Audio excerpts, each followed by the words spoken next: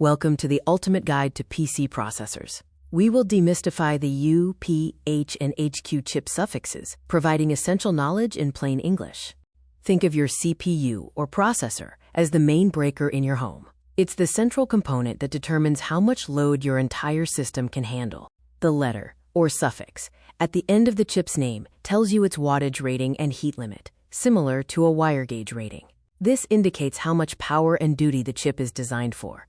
The U series stands for ultra-low power. These chips are designed for efficiency, drawing little current to ensure all-day battery life. They are perfect for thin laptops and basic tasks like email and browsing. The P series is performance-balanced, the workhorse of processors. Drawing about 28 watts, it fills the gap between battery life and raw power. This versatile chip is best for business laptops needing more than the basics.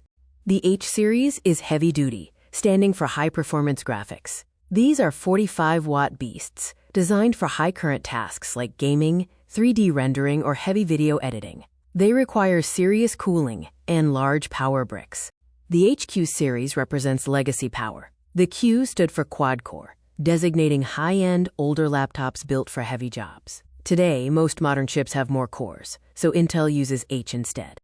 This chart shows the typical power draw for different processor series. Higher watts mean faster calculations, but they also generate more heat. Note the 55+ watt draw for HX extreme load chips. Heat is the enemy of performance. When a CPU works hard, it generates heat.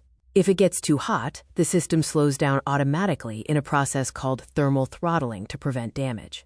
When choosing your tools, consider your work type. Efficient U chips are great for basic tasks. P chips offer balance for professional work. H or HQ chips are needed for heavy-duty tasks like CAD or gaming. When buying, check the suffix. An i5H is often stronger than an i7U. Remember, more power means shorter battery life, and H-series chips need large cooling vents for proper airflow. Aim for P-series for the best overall balance today.